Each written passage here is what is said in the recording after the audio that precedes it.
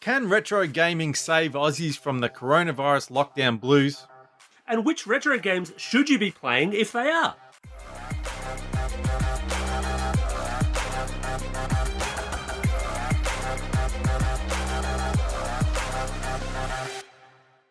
Vertical Hold is proudly brought to you by Aussie Broadband, changing the game with their award-winning network and Australian-based support. Hi there, welcome to Vertical Hold, Behind the Tech News, the weekly podcast where we catch up with Australia's leading technology writers to get the stories behind the tech news of the week. I'm Alex Kidman, and I'm joined as always by Adam Turner, a man who puts the wonder in Wonder Boy. Adam, what has the lockdown done for your high score aspirations? Surprisingly well, actually. I finally smashed the 200,000 barrier on Wonder Boy with an assist from Junior Wells and a few beers. So all that training and staying at home and super being focused and a few drinks has really paid off. I'm sensing a Rocky 2 show-off between the two of us. But once we can, get travel and a few other coronavirus issues out of the way. And look, speaking of Wonder Boy, we're taking a slightly different, slightly more relaxed approach to the news this week because we're going back in time with two very special guests. First, we're joined by longtime friend of the show and AusRetroGamer editor, Alex Boz. It's always great to have another Alex on the show. Welcome back to the show, Alex. Hey, Alex, thank you very much for having me back on. So, what's your go-to game been during the lockdown? The lazy side of me has gone straight for the Sega Age of Shinobi game on the Switch. It's just so good being back as Joe Musashi throwing the shuriken stars around. And making her Vertical Hold debut is Ms. AusRetroGamer, Alex's co-editor and clearly the heart and brains of the operation, Kerith Sharkey. Kerith, welcome to the show. Hi, thanks for having me on. Are you also indulging in a little light Shinobi action, or do you have another particular passionate lockdown game you've been playing? Oh, for me, it's been pinball. I've been playing a lot of Walking Dead pinball.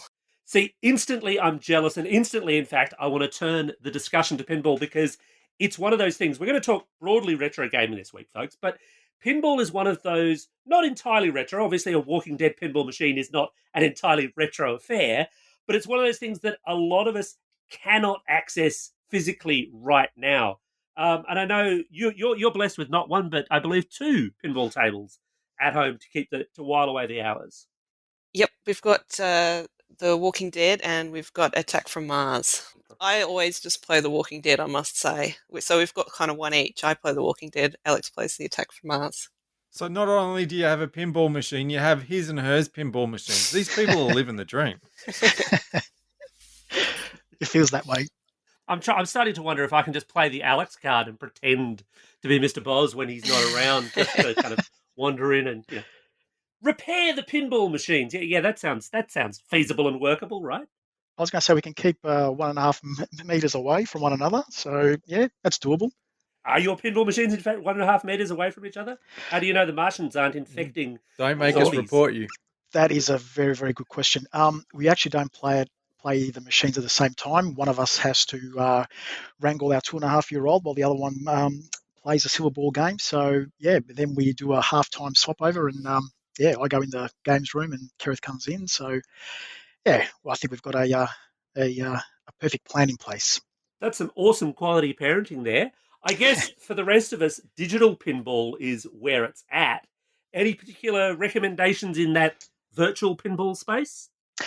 Look, I've been playing the Stern Pinball Arcade, and that's because Stern Pinball has been, they've actually got comps every week. So each week, a new table, you actually take a photo or a screenshot of your score, and you submit it through Facebook or through email to them. And and if you got the highest score, then you win some goodies. And unfortunately, my scores haven't been anywhere near as good as some of the other people around the world. So, but I still actually have a crack and submit. So have we seen much of that in the gaming industry responding and sort of reaching out to their audience in that kind of way to interact with people when they're in the lockdown? Have you seen other examples of that? In the pinball world, I've actually seen operators, obviously, their machines can't be played. So what they've done is they're actually offering them to be to rent them out and for people to take them in their home and play them that way. So Yeah, and Stern Pinball, they've actually pivoted quite well. Obviously, they can't make physical pinball machines for the time being in the state of Illinois. So yeah, they're just turning their attention to their video game platform and engaging with their audience that way. And in that space, if I remember correctly, it's the Zen pinball mob who've got the rights to the Williams and Bally tables now. Yeah. Yeah, that's right. So Pinball Arcade did have it until June 30 last year. What I did was I actually bought them all up on Pinball Arcade, and I've also got them on Zen Pinball, so I've sort of double dipped. But I love pinball, so be it physical or virtual or video game. All right, so you're gonna I'm have to talk me through this. I got a bit lost there. I thought we were talking about physical pinball machines, and then suddenly we were talking about pinball software. How does that work? How do you play? Like, I'm assuming you're not just playing it on a computer and using the shift keys, or yeah, that's what's the exactly what I'm story there? doing. Yeah, Okay. so yeah, the Pinball Arcade the platform did have the rights to Bally and Williams machines, which they're actually quite good. Obviously, you can't get them anymore, but you still can use the platform to buy up and play Gottlieb games. So they are the virtual representation of a physical machine. So, for instance, I can play Attack from Mars on my iPad, and then I can go in the games room and actually play it for real. And it's amazing how the actual conversion, both on Zen Pinball and on the old Pinball Arcade, they are absolutely perfect. They're actually spot on. Obviously, in the physical sense, you can actually bump the table, and you can feel the mechanical side of it, but which you don't get that through the virtual world. But the games are still quite awesome to play. So it's basically an emulator for a pinball platform on which you can play different pinball games. Correct. Yeah.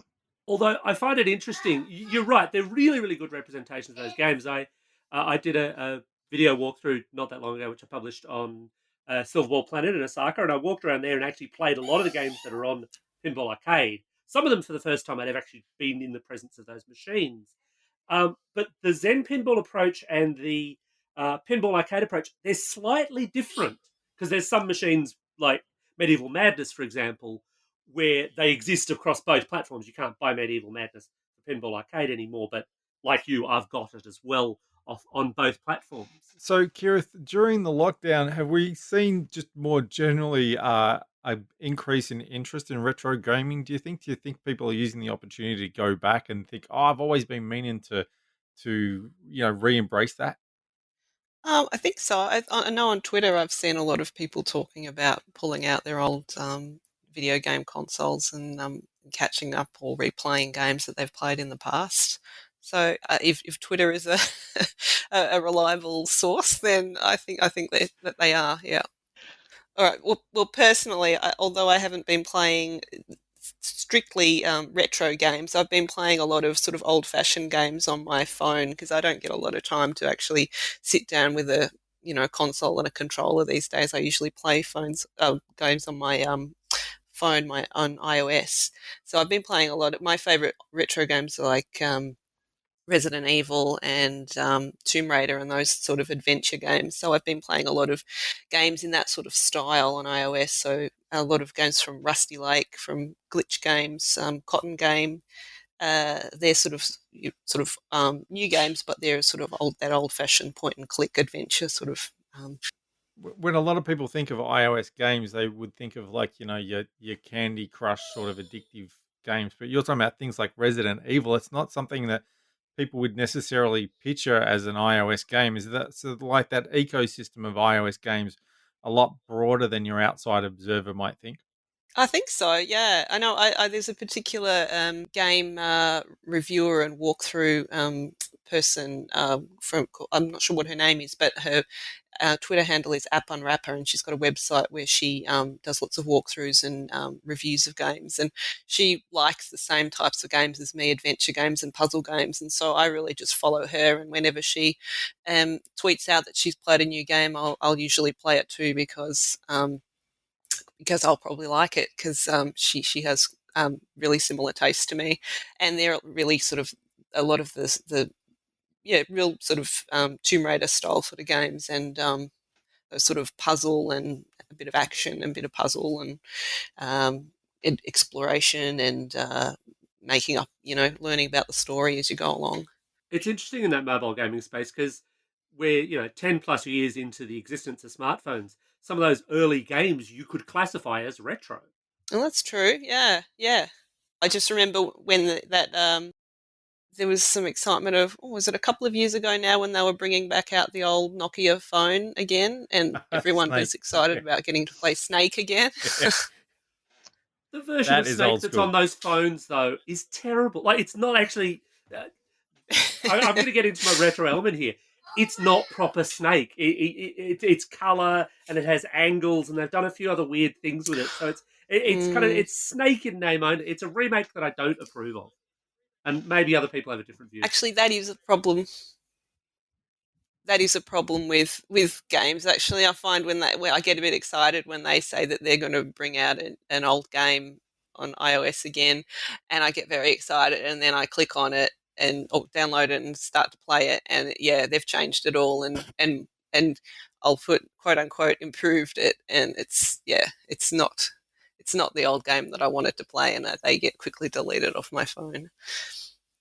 I've noticed a similar thing with retro gaming because I had a Commodore 64 when I was a teenager. That was like my first computer and my games machine. I didn't have a Nintendo or anything like that.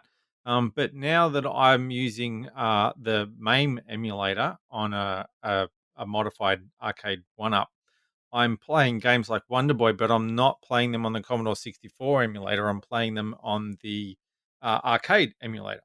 And it's a better game, and there are more levels, and it's a different game. And I didn't realize at the time, having only played it on the Commodore 64, that I really was getting a stripped down version with not as many levels and a second rate sort of thing. But I now appreciate more the difference between those platforms. And I guess that's the similar thing where they've taken something and then tried to squish it down onto a machine that can't replicate that. And you're like, yeah, it's not as good as I remember it. But for me, Wonder Boy is actually better than I remember it because I'm playing it on the proper platform now.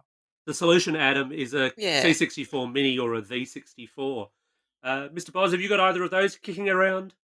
I do. I was actually listening to Adam talking about conversions, and look, I always hark back to Double Dragon. Absolutely love playing the arcade, and once I got the Commodore 64 version, I was disappointed. I was heartbroken. I paid $40 for the disc version and loaded up, and I thought, what is this travesty? It's amazing that they on the back of the box they actually show arcade screenshots or Amiga screenshots and not the Commodore 64 screenshots, and I was just absolutely devastated. And to this day, I just shake my head when I think about Double Dragon. It's my all-time favorite beat 'em up game, and it's just such a travesty of a conversion on a Commodore 64. And I did load it up on the Mini and quickly deleted it. Well, that was such a super common tactic of the day, to put a much better image on the back of the box. I mean, you couldn't trust the front cover anyway, but the back of the box was you always had to have that kind of touch of, oh, hang on, what is? I mean, I had an Amstrad back in the day, so I always had to think, right, first of all, what's this going to look like in bright green, because that's all the monitor could do. And then what's it going to look like when the pixel's about 5 times bigger than this? Because, as you say, it was nearly always Amiga or Atari ST screenshots if you were lucky. I don't think they get away with that these days. Thankfully, graphics have got a lot better. But if they were still doing that these days, I think they get sim smashed. Someone would go to the ACCC and say, look, this is clearly false advertising. It's not what it says on the box. I remember having the same problem. And you always knew you couldn't trust any of the pictures on the packaging. That's when you go for the magazines, like you'd get Zap or whatever it was, and all the other Commodore 64 magazines that I used to read when I was a kid. They were like your only trusted source of information back to then, is what the game might actually look like and how it was to play. Absolutely, they were quite brutal in their reviews. Zap 64. Read those things cover to cover, and you're right. That was it was my go-to Bible for Commodore 64 games, and also computer and video games, CVG as well. Even though they were 3 months out of date, they still actually felt fresh, and I never actually bought any games until I actually read those, with the exception of Double Dragon. I must admit, I jumped the gun on that one, and I learnt my lesson. And you paid the price. I did. a $40 price, which was quite a lot for a kid back then. Yeah, I was going to say that's $40. What, 25, 30 years ago? That's steep. Yeah. So we've seen such a big spate of these, mini thises and mini thises, mini that's. What are we up to now? What's the next cab off the rank? It's the PC Engine and TurboGrafx Mini. They were supposed to be released in March. Obviously, due to the current health situation, it's put a stop to those goods coming out of China. So if you've pre-ordered, you may have to wait a few months, and I'm not sure when they're going to hit stores. I know Amazon was supposed to have them online, but they were pulled. I haven't checked lately to see if they put them back on, but back when they were supposed to be released in March, they definitely weren't on there. So that was the next mini cab off the rank. And what kind of games are on that platform? What would people be? Why would you want to get one of them? Oh, look, Superstar Soldier. You've got all the Hudson Soft games. Look, the PC Engine didn't make it obviously to Australia back in '87, but it was huge in Japan. It went to America, but they renamed it to the TurboGrafx and made it about 5 times the size, because bigger obviously means better, apparently. And it actually had games on a little card, almost like a credit card. So and it was the actual graphics were quite good. They were almost arcade perfect. And look, if NEC did a better job at marketing the actual console back in '87, they would have definitely smashed Nintendo and Sega, because their 8-bit systems could not keep up with the PC Engine at the same time. So if you wanted arcade perfect, you would have gone to the PC Engine. It was quite huge in Japan, but unfortunately NEC never brought it out to Australia or anywhere else apart from the US. They tried in the UK through Mastertronic, but that didn't work out. So it's good. It's good that they've actually brought out the Mini now. Unfortunately, it's not NEC anymore. It's owned by Konami, our good friends at Konami. So they are bringing out the Mini loaded up with, I think it's 20 games, or it might be more. You're testing my memory now. But each version, there's 3 versions. There's a PC Engine Mini, TurboGrafx Mini, and a Core Graphics Mini, and each of them have actually got different libraries loaded up on them. Obviously, the PC Engine being Japanese, it will be Japanese adventure games in Japanese, and if you can read in Japanese, then you're lucky. Grab a PC Engine. But if you're like me, you'll Mr. probably Kidman needs all the practice he can get. Japanese RPGs are actually really, oddly enough, they're quite good at practicing your Japanese, because the way the visuals, especially on those 8-bit systems, worked, they couldn't go into the really complex kanji, so an awful lot of them tend to be in hiragana. But you mentioned the UK launch. I was living in the UK at the time the PC Engine was current, and there were a couple of stores I knew where on a Saturday afternoon I could kind of wander up there and idly play on their store machine. And that's my single experience of the PC Engine, because, as you say, it didn't make an Australian debut at all. So I find it an interesting one to kind of even be talked about being released here, because I think people know of it now, and some people might have known of it a bit because they did, for example, a huge advertising splash across things like Marvel Comics back in the late 80s. Almost every back cover of a Marvel comic in the back 80s was an ad for Bonk's Adventure, for example. But very few people, I think, in Australia would have had one at the time. No, you're right. They were available through Grey Imports, and I think one of the stores in the UK was Silica. They actually had them, and I remember I was looking at actually trying to buy one through them, and it was going to cost close to $1,000 Australian to actually buy it and get it shipped over here. And obviously, there was no way I was able to actually get that. But yeah, look, I always look through the flick through the English mags, and they had Grey Imports of the PC Engine that you could actually buy. But yeah, they were heavily heavily overpriced, I guess. And really, it was a hardcore gamers that actually knew about them, but the casual gamer just knew of the Commodore 64, Nintendo later, and the Sega Master System as well. The PC Engine, it was never brought up in any conversations that I know of back in the 80s with my friends. It was only those people that actually read the same magazines that I did that actually knew of it. So these days, it looks like all the modern consoles are are selling out, and that shouldn't really come as a surprise to anybody. As soon as they said, "Hey, what, you're going to be stuck at home?" Everyone went, "Well, crap, I better get an Xbox or a PlayStation." Like, you can't get a Nintendo Switch for love nor money. My brother lives in Hong Kong, and he's so desperate to get one that he wanted to know if I could get one here and send it to him. It's like, nah, man, they're just out everywhere. Um, are we seeing the same thing with the retro gear, whether it's people buying the new release mini versions or whether people going out to buy the original hardware? Has there been a bit of a rush? There has, and interestingly enough, it's actually the Wii that people have gone to rush out. So I guess Yeah, I can believe that. yeah, I guess people that did actually have a Wii back in the early 2000s or mid 2000s, between 2000 and 2010, I guess, and if they might have sold it or thrown it out in hard waste, if you want to get one now, well, yeah, you'll be paying a lot of money for one because, yeah, the demand is so high, and I've seen prices, unfortunately, spike up for the Wii. So you've got a lot of sellers that have, opportunistic this in this period. So yeah, they just jack up the price, and people, unfortunately, if they're desperate to play, they will actually pay for it. But yeah, unfortunately, that's what's happened. I've seen that there are spikes in certain consoles, and the Wii's definitely one of them. So yeah, but if you do have something old in your shed, garage, or in your cupboard, please take it out, whack it on, and play it. The Wii doesn't surprise me because it's such good value as a general family entertainment system. Our Wii's still going strong, and we've got Mario Kart on that. And with there's Nintendo disabled the online gaming features a few years ago, but I found a good online tutorial. It's an easy way to switch them back on. And because the Wii's so universal, so many people have one, and most people have got one, have got Mario Kart.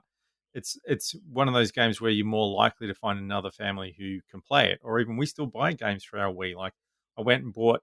We've got Just Dance 3 for the Wii that the kids play, and I thought, right, we're going to be stuck at home, so I bought the original Just Dance for $20. But my sister, who's got a Wii and was looking for to buy Mario Kart and a few of the more popular games, Mario Kart on the Wii will now cost you more than Mario Kart on the Wii cost when it came out. And the Wii Fit boards, apparently, you can't get them either because everyone's just gone, yeah, that's a great thing to be doing right now. Yeah, yeah. And I remember seeing a lot of Wii boards out for hard waste a few years ago. So Yeah.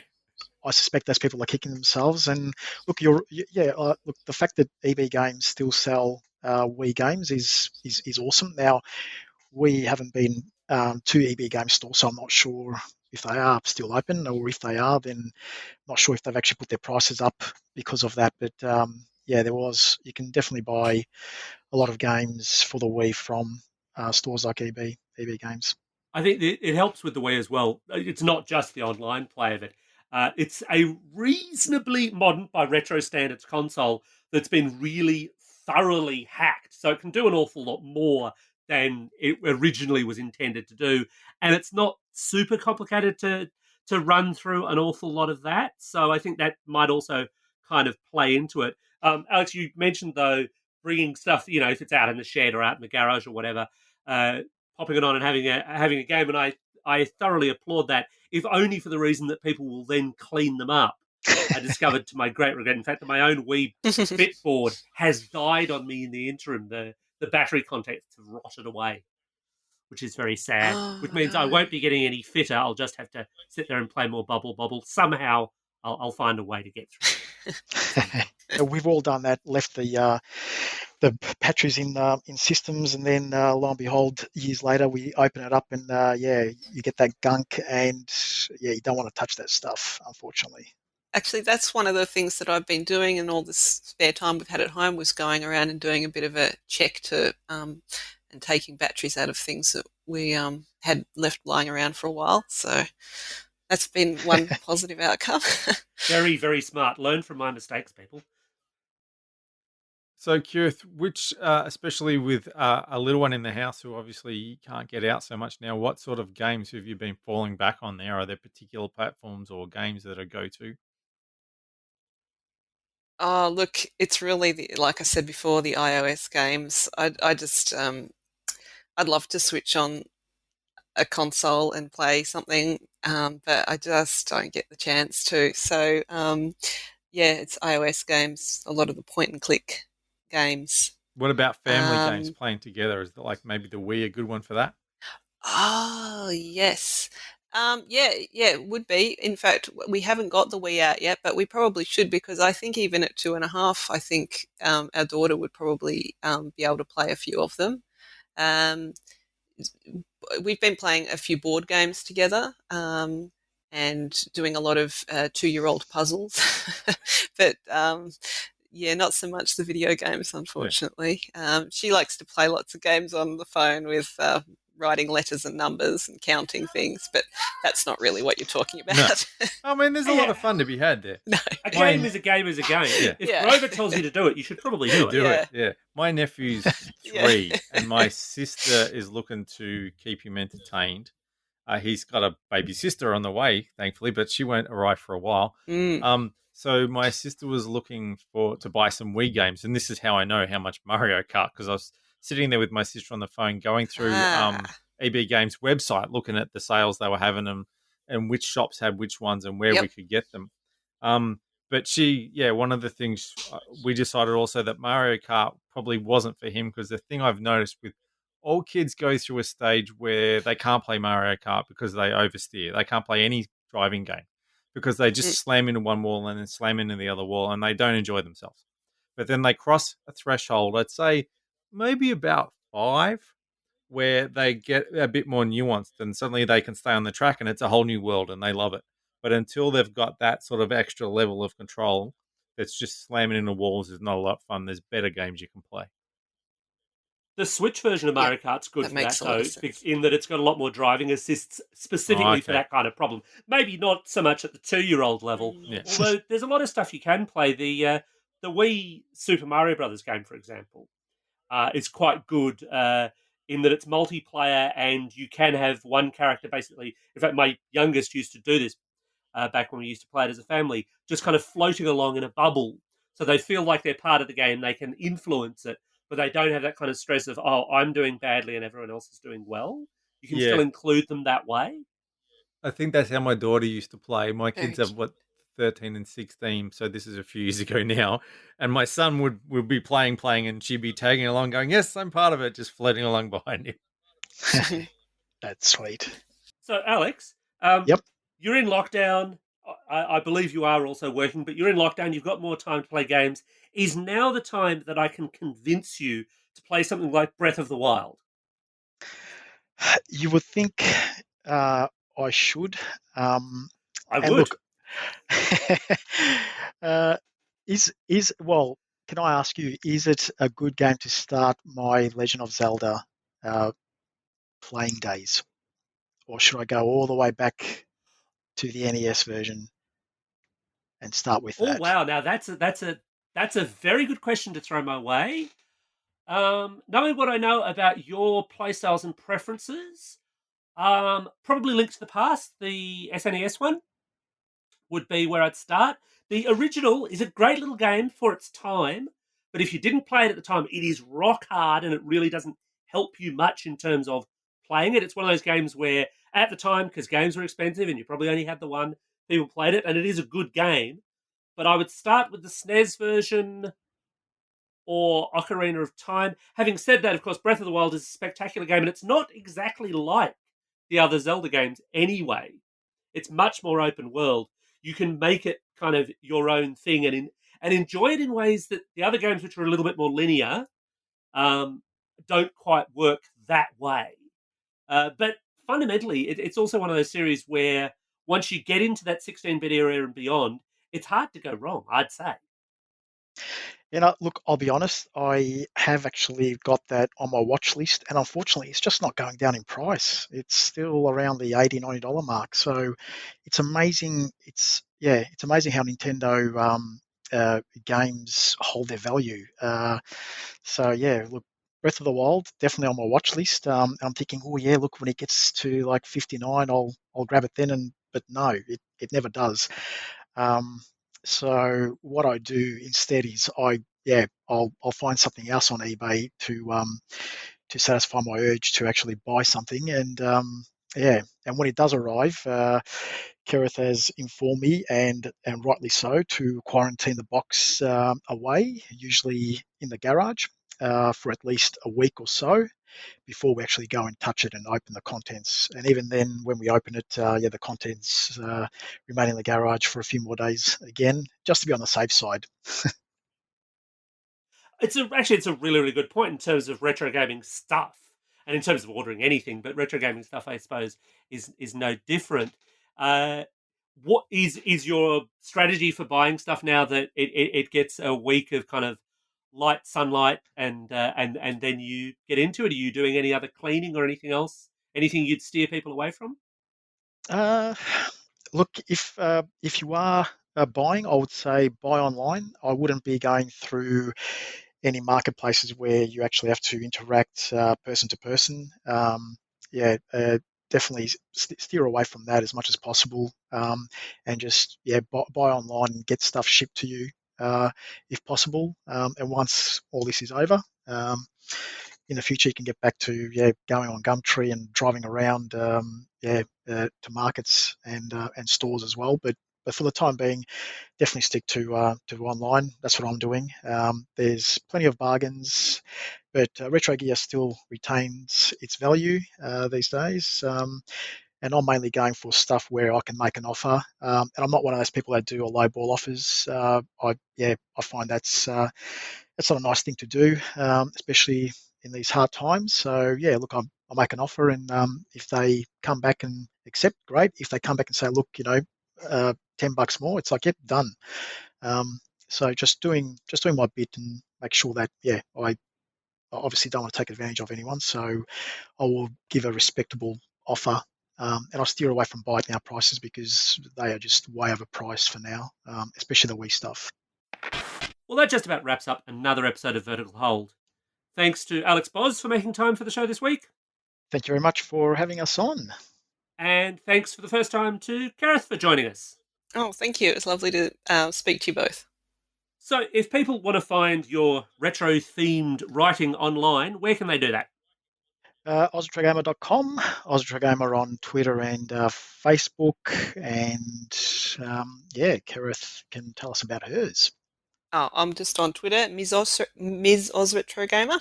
Does this mean that you have a little bow in your hair and your mazes are much more interesting than Mr. Boz's? Yes, it certainly does. Yep. And of course, you can catch up with us on Twitter at VerticalHoldAU or via the Vertical Hold Facebook page. Thanks everyone for tuning in once again to get a hit of retro gaming. And like I've been saying, we've got something special for regular listeners. Our great new sponsor, Aussie Broadband, has given us a special promo code which gives new customers a $10 a month discount for 6 months when signing up for online for an unlimited plan. The promo code is Vertical, so hopefully that'll come in handy for Aussie listeners looking to shop around for a great broadband deal. As always, thanks for listening. Try to stay safe, try to stay at home, and we'll catch up with you again soon.